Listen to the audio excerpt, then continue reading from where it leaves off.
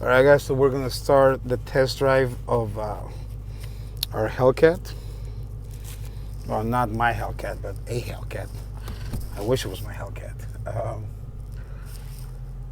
So one of the first things that you notice in a vehicle like this is very imposing. Even on the interior, it's large, it's heavy, it's very muscular. I'm 5'11" and a half. And that's not me talking. That's the doctor said I was 5'11" and a half. And I don't know if you can tell, but like the window, like the edge of the door, the bottom of the window comes almost to my shoulder. So I'm kind of, like in a cockpit type of setup, which I guess for, a vehicle like this, it makes sense. But yeah, it has a long, large hood. It kind of sunken in a little bit, but it fits the mood of the vehicle. And you can just feel and hear the engine as soon as you step on it. So a couple of where's this thing shaking? There we go. A couple of things in the HellCat. Whenever, where's it? There we go. Better? Yeah. All right. So whenever, excuse me, you talk about the HellCat.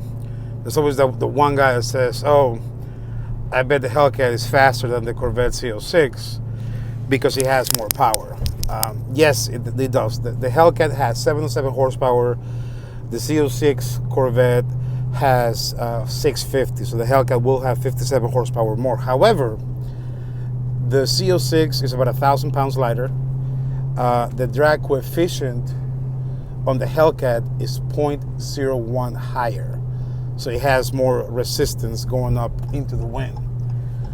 So because of the weight and because of the coefficient factor of it, the HellCat is actually slower than the CO6 on the 0 to 60 by 0.65 seconds, which to you and I, everyday drivers, 0.65 is probably nothing. But when you're talking, race type of vehicles, that's a huge difference. However, I've never felt that the comparison was fair whatsoever because first of all, there's two different price ranges. The CO6 is way more expensive than the HellCat, and secondly, the CO6 is a two-passenger vehicle. It's low to the ground. It is a racetrack, a race car through and through that happens to be street legal.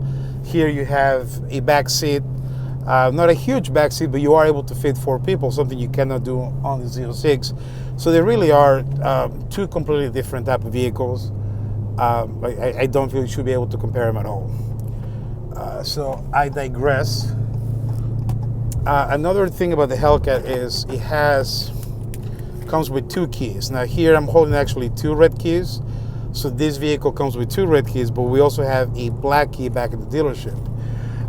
So which each key is super expensive, so that's a huge bonus for you. If you listen, we do have a Damage Shield program to help you with that. We'll discuss when you come in to look at the vehicle, and that Damage Shield works with any vehicle that we sell, not just the HellCat or expensive vehicles. So the way that it works is whenever you use the red key, the vehicle recognizes that you have the red key and it will say red key being used, and at that point you're able to access the full 707 horsepower the vehicle has. If you use the black key or if you give the black key to somebody, then the vehicle will say black key recognized, and then you're only going to be able to get 500 horsepower out of the vehicle, which is really a safety thing because not everybody can or should be able to handle 707 horsepower. Now with either key, from the screen, the one that I show you with the SRT logo that brings you into the performance setup, you do have the option to set up a valet mode. You set up a pin just like an ATM, and when you put it into valet mode, it's going to limit the power of the HellCat to 4,000 RPMs and 300 horsepower. So at that point, it's just really a strong V6 or a weak V8. So if you are going to give it to a valet, or if you're going to let your key driver or whoever that you don't want them to go crazy, that's the setup that you would do. And then you need the pin to take it out so they can't just jump into it. So a fun anecdote about the HellCat. I sold a pre-owned HellCat, I believe 2 years ago, maybe 2.5 years ago, and I was showing the SRT screen to the guy with different setups, so like your suspension, your traction control, launch mode, etc., etc. And then the guy asked me, says, "Hey, I don't see an option within the setup page for your miles per gallon." Sorry, my battery is low, so I gotta press the thing. I don't even know if it's recording right now. Maybe it is. There we go. So he says, "Hey, what's the miles per gallon? Because I don't see a setting in there to look at it." And I looked at it and I said, "Brother, I am going to answer the question because I know the answer, because it is my job to know everything that I possibly can about every vehicle that I sell, regardless of the brand. However, if miles per gallon is an issue, we are looking at the wrong vehicle." And he just kind of laughed and said, "Yeah, you're right." I said, "Yeah." I'm like, "I know I'm right. Miles per gallon is irrelevant when you're driving a 707 horsepower vehicle." But with that being said, I do know the answer. The answer is 13 miles per gallon city, which is actually not bad for what it is. It's not the greatest, but you have a heck of a lot of power in this vehicle.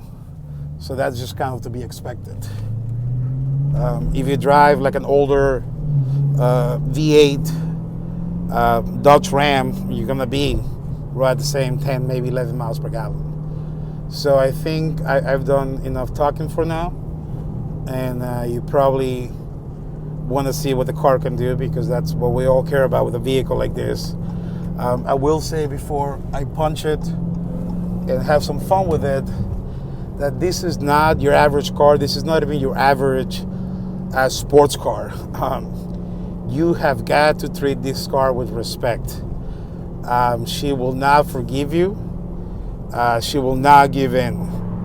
The back end will spin out at almost any gear. So have fun with it. Be safe, and just respect it. A vehicle like this deserves to be respected. If you are fortunate enough to be able to buy something like this, hopefully from me, come get this one or the 17. To fully use its power, you really want to go to the track and buy a couple of laps, because you can't. It's just too much power for the straight. But I am going to give it a little go. I have an opening, and we'll see what baby girl can do. You ready? Let's go.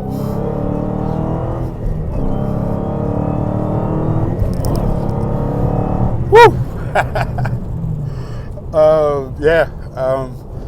I don't know how fast that was, but the car was next to me and is nowhere near me, and that was, a couple of seconds, and he could have kept going. I mean, that was me stopping, one, for safety, and two, because I don't have the skills to fully utilize a vehicle like this. And that's one of the things that you learn when you drive vehicles of this category. I drove a Grand Sport at the Atlanta Speedway, and they were like, "Hey, here's the keys, here's a helmet, here's your neck armor thing, go crazy." And as a car enthusiast and a car lover, your mind's blown. You're like, absolutely, like this is the experience of a lifetime. I would pay to do something like this. I can't believe I get to do it for free. And then you get on it and you start going. And I got it up to 157 miles an hour.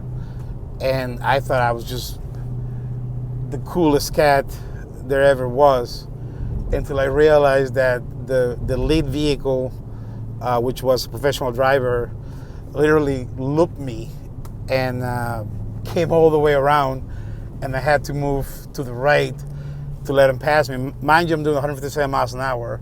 I had to pull to the side to let him pass me because he looped me the whole Atlanta Speedway. However, what is it? I don't know, 2 miles, 2.25 miles, whatever the circle is. He looped me in the whole thing, And that's when I realized that you think you're a good driver until you're next to a good driver, and everyday skills are just no match for vehicles of like this.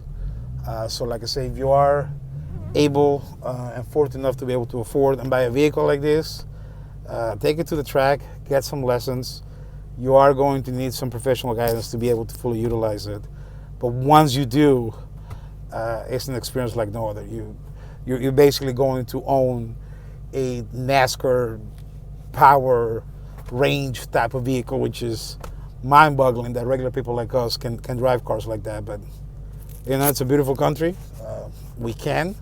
You just gotta be willing and able to make the payments on it.